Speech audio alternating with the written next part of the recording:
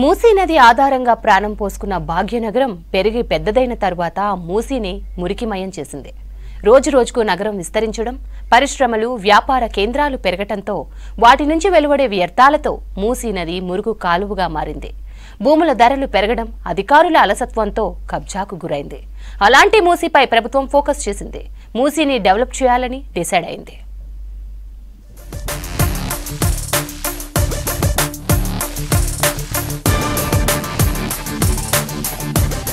హైదరాబాద్ నగరంలో మూసీ నది సుమారు 55 కిలోమీటర్లకు పైగా ప్రవహిస్తోంది.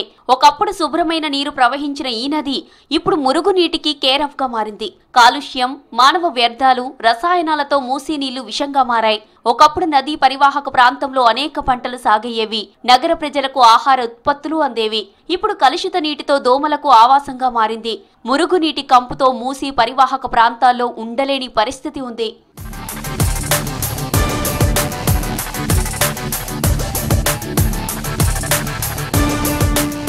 మూసీలోకి ప్రతిరోజు 1500 మిలియన్ లీటర్ల మురుగు చేరుతోంది. ఇందులో మానవ వ్యర్థాలతో పాటు పారిశ్రామిక వ్యర్థాలు ఉంటాయి. నగరంలోని 30కి పైగా ప్రధాన నాలాల ద్వారా మూసీలోకి మురుగు చేరుతుంది.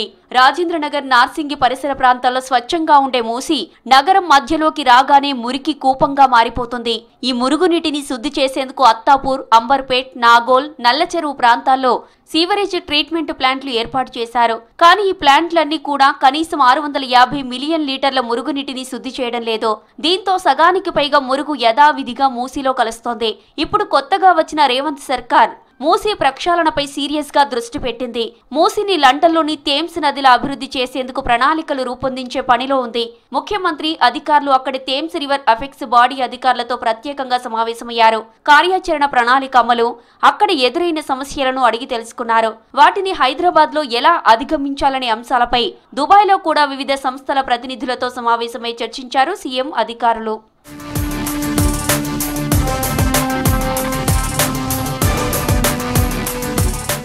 నగరం మధ్యలో ఉన్న మూసీ చాలా విశాలంగా ఉండేది.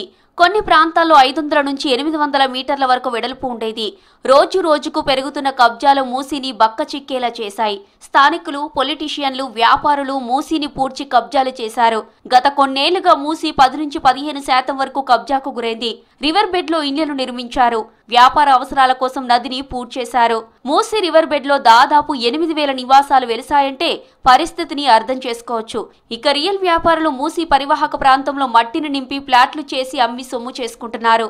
ఇంత జరుగుతున్న అధికారులు మాత్రం పట్టించుకోవడం లేదనే ఆరోపణలు వినిపిస్తున్నాయి. ఇప్పుడు కాంగ్రెస్ ప్రభుత్వం ఆక్రమణలను తొలగించి మూసీని డెవలప్ చేయాలని డిసైడ్ అయింది. మూసీ పరిసరాలను అందంగా తీర్చిదిద్దడం ద్వారా టూరిస్ట్ ప్లేస్ గా డిజైన్ చేయాలని ప్లాన్ చేస్తోంది. ఒకవైపు మురుగుశుద్ధి, మరోవైపు ఆక్రమణల తొలగింపు, అభివృద్ధిపై ఏకకాలంలో పనిచేయాలని ప్రభుత్వం ప్లాన్ చేస్తుంది.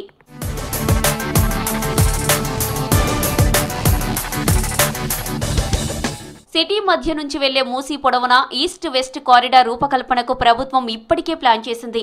సమీక్షలో ముఖ్యమంత్రి రేవంత్ రెడ్డి మూసీపై రోడ్లు, బ్రిడ్జిల నిర్మాణంపై చర్చించారు. ఇప్పటికే ఉన్న బ్రిడ్జిలతో పాటు మరో 15 బ్రిడ్జిలను నిర్మించాలని గతంలో ప్లాన్ చేయగా 4 బ్రిడ్జిలకు శంకుస్థాపన చేశారు. ముసారాంబాగ్ దగ్గర ఒక బ్రిడ్జి నిర్మాణ పనులు ప్రారంభమయ్యాయి.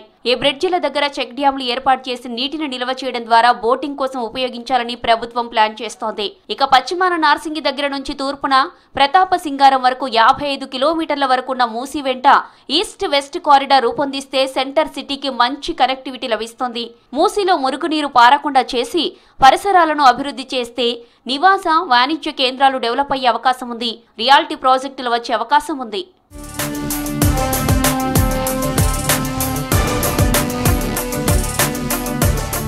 మూసీ నది సుందరీకరణతో పాటు రోడ్డు కనెక్టివిటీ పెరిగితే మూసీ నదికి ఇరువైపులా 1-2 కిలోమీటర్ల వరకు నిర్మాణ రంగంలో పెనుమార్పులు వచ్చే అవకాశం ఉందని అభిప్రాయపడుతున్నారు నిపుణులు.